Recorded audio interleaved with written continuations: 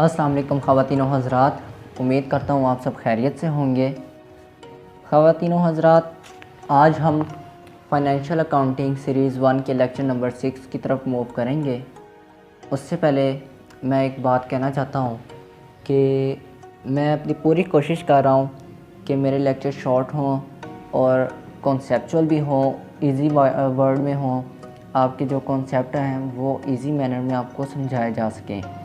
But फिर भी कुछ ऐसी चीज़ें हैं जिनको डिटेल से समझाना बहुत ज़रूरी है, इसीलिए बीच में कुछ लेक्चर्स ऐसे भी होंगे जो 20 मिनट्स 25 मिनट्स के होंगे। तो आपने घबराना नहीं है, वो बिल्कुल भी बोरिंग नहीं है, वो बहुत इंटरेस्टिंग है और बहुत इजी कॉन्सेप्ट हैं।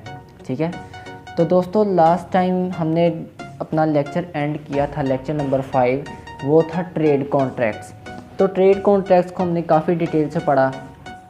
नेक्स्ट हम मूव करते हैं अपने लेसन नंबर 6 की तरफ। लेसन नंबर 6 को हम वहीं से कंटिन्यू करेंगे जहाँ पे आपका थर्ड पॉइंट था लेंडर्स। ये हम उन यूज़र को डिस्कस कर रहे हैं जो फाइनेंशियल अकाउंटिंग के यूज़र हैं, उस फाइनेंशियल अकाउंटिंग की इंफॉर्मेशन के जो यूज़र्स हैं। ठीक है, हम उनको डिस्कस कर रहे हैं। तो लेंडर्स बेसिकली लेंड करना यानी कि आप उधार दे रहे हैं किसी को, तो लेंडर्स उधार देने वाले। अब उधार देने वाले कौन है? वो फाइनेंशियल इंस्टीट्यूशन वाले भी हैं, वो आपके बैंक वाले भी हैं। ठीक है, आपके जो दोस्त अहबाब हैं वो भी हैं। अच्छा, अब आपको जब भी उधार देते हैं तो सबसे पहले यही देखा जाता है कि आपके अंदर इतनी एबिलिटी है कि आप हमारे पैसे वापस कर सकें। ठीक है, तो बेसिकली इसमें भी आपको वही बताया जा रहा है कि लेंडर्स जो होते हैं वो आपके फाइनेंशियल इंफॉर्मेशन को एक्सेस इसीलिए करते हैं ताकि वो ये सेटिस्फेक्शन कर सकें, अपने आप को सेटिस्फाई कर सकें कि जनाब जिस पार्टी को हम लोन देने जा रहे हैं वो इन रिटर्न हमें हमारी जो लोन की अमाउंट है वो हमें रिटर्न कर सकती है। सही है, तो यहाँ पे मैं आपकी बुक की वर्डिंग रीड कर देता हूँ। Providers of finance are lenders, यानी कि फ़िनेंस को जो प्रोवाइड करते हैं, फ़िनेंस का मतलब होता है पैसे देने वाले। ठीक है, तो जो प्रोवाइडर हैं फाइनेंस के are lenders. Lenders to the entity might include a bank, जिसमें बैंक तो हर सूरत में आता है क्योंकि जब भी लोन लेने की बात आती है सबसे पहले आपका बैंक ही आता है।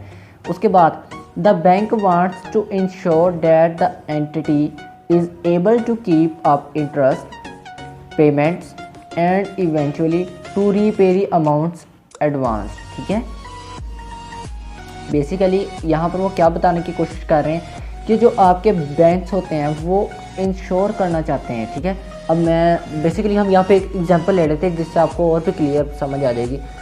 मैं अपने बिज़नेस में पैसे इन्वेस्ट करने के लिए बैंक से लोन लेना चाहता हूँ।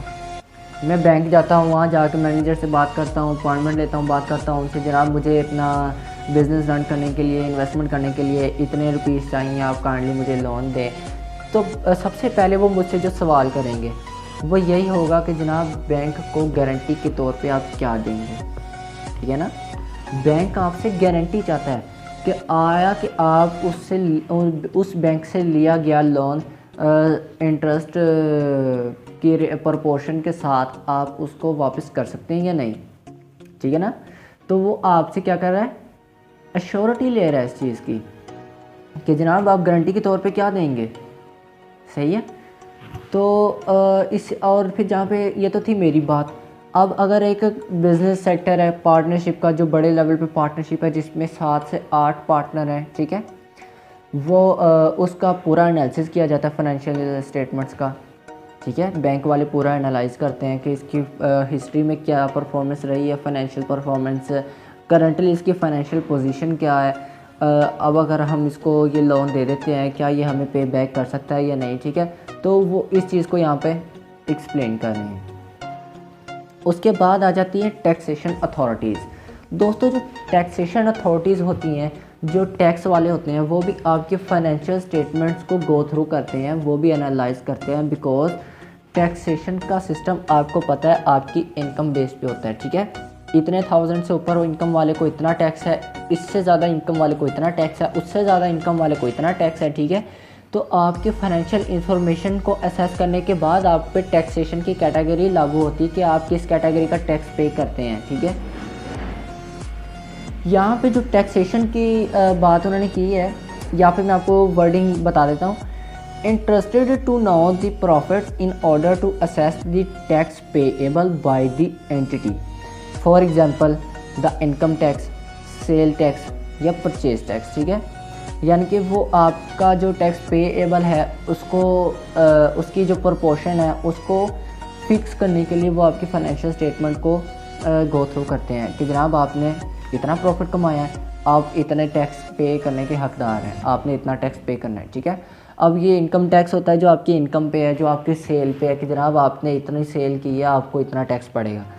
परचेज टैक्स वो होता है जब भी कोई चीज़ बाज़ार से लेके आते हैं, कोई आपका फ़ैन है, आपका कोई लाइट बल्ब है, आपकी कोई ग्रोसरी की चीज़ है, उसके पैकेट पे देखिएगा जहाँ पे मैन्युफैक्चरिंग प्राइस, एक्सपायरी डेट वगैरह दी होती है, वहाँ पे जहाँ पे रुपीज़ लिखे होते हैं या जहाँ पे अमाउंट लिखी होती है उस पैकेट पे उस चीज़ की, वहाँ पे उन्होंने लिखा होता है चार्जेस, जो सर्विस चार्जेस हैं, आपकी जो टैक्स है वो इतने पॉइंट इतने हैं, अब टोटल जो रिटेल प्राइस है वो इतनी है, ठीक है।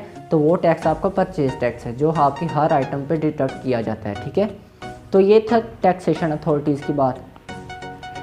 नेक्स्ट हम मूव करते हैं मैनेजर्स एंड एम्प्लॉयज़। जी हाँ, मैनेजर्स और एम्प्लॉयज़ भी फाइनेंशियल इंफॉर्मेशन को जो है वो एनालाइज करते हैं। कैसे करते हैं, क्यों करते हैं, ये हम यहाँ पे देख लेते हैं। They need financial information because their career and size of their wages, ठीक है, depend on it to manage business efficiently and making decision effectively, then they need it।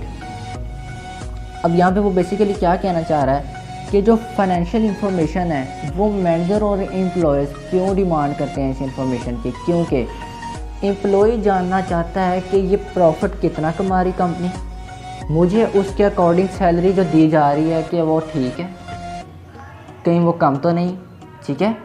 और मैनेजर्स जो हैं उनको इस इंफॉर्मेशन की ज़रूरत इसलिए क्योंकि उन्होंने आगे डिसीजन मेकिंग करनी होती है, ठीक है।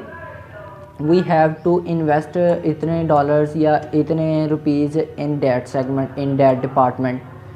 अब वो कभी इन्वेस्टमेंट करेंगे जब उनकी फाइनेंशियल कंडीशन स्ट्रॉन्ग होगी। जनाब हम प्रोडक्शन डिपार्टमेंट में इतना बजट देना चाहते हैं, हम बजट उनका इतना फ़िक्स करना चाहते हैं, उनको इतने रिसोर्सेज देना चाहते हैं, हम मार्केटिंग डिपार्टमेंट को ऊपर लेकर आना चाहते हैं अपने, उसके बाद आपका जो अकाउंटिंग डिपार्टमेंट है उसको ऊपर लेके आना चाहते हैं। तो इसको आपको अपग्रेड करने के लिए, हर डिपार्टमेंट को अपग्रेड करने के लिए पैसों की ज़रूरत होती है। और वो पैसे कहाँ से आएंगे, जाहिर सी बात है जब आप बिज़नेस से प्रॉफिट लेंगे तभी आपको वो पैसे मिलेंगे। तो वो भी इस इंफॉर्मेशन को डिमांड इसीलिए करते हैं, एनालाइज करते हैं कि आया हम जो डिसीजन करने जा रहे हैं क्या हमारी फाइनेंशियल कंडीशन उस डिसीजन को सपोर्ट करती है या नहीं करती, ठीक है। इसके बाद हम आ जाते हैं अपने पॉइंट की तरफ, गवर्नमेंट। जी हाँ, गवर्नमेंट आपकी जो है फाइनेंशियल इंफॉर्मेशन में क्यों इंटरेस्टेड है वो आप यहाँ पे आपको बता देता हूँ। Government interested in allocation of resources, they also require information in order to provide a basis for national statistics, ठीक है। गवर्नमेंट आपकी फाइनेंशियल जो इंफॉर्मेशन इसलिए डिमांड करती है क्योंकि वो आपकी टैक्सेशन सिस्टम को रन करती है। उस टैक्सेशन सिस्टम से आपको जो सप्लाईज दी जाती हैं, जो रिसोर्सेज आपको मिलते हैं, आया कि वो ऑर्स हैं, आयरन है, आपको सिल्वर दिया जाता है आपकी मैन्युफैक्चरिंग के लिए, आपको प्लास्टिक कोल है या किसी भी चीज़ की आप जो सप्लाई लेते हैं गवर्नमेंट से, उसका एक रिकॉर्ड गवर्नमेंट रखती है आपके फाइनेंशियल कंडीशंस का, ठीक है, जो आपको जिसके बदले में आपको एलोकेट किए जाते हैं रिसोर्सेज, ठीक है। उसके बाद आपकी जो फाइनेंशियल इंफॉर्मेशन है वो एक नेशनल स्टैटिस्टिक्स को की फॉर्मेशन में आपकी हेल्पफुल होती है। अब ये स्टैटिस्टिक्स क्या हैं, ये आपकी जीडीपी पर कैपिटा में आ जाती है, वो आपकी बहुत आगे की बात है, फर्दर लेक्चर्स में हम इसको डिस्कस करेंगे बहुत डिटेल के साथ। फ़िलहाल आप इन पॉइंट्स को अपने माइंड में रखें। इनको रीड कीजिए, बार बार रीड कीजिए, इंटरनेट से रिलेटेड मटेरियल सर्च करके आप राइट कीजिए। बाकी आप जाते जाते आपसे कहता जाऊं कि अगर आपने मेरे चैनल को अभी तक सब्सक्राइब नहीं किया तो सब्सक्राइब कीजिए और बेल आइकन को लाजमी प्रेस कीजिए, लाइक भी कीजिए और अपने दोस्तों से इसको शेयर भी कीजिए जो कि अकाउंटिंग सीखने में इंटरेस्टेड है। अगले लेक्चर तक के लिए अल्लाह हाफ़िज़।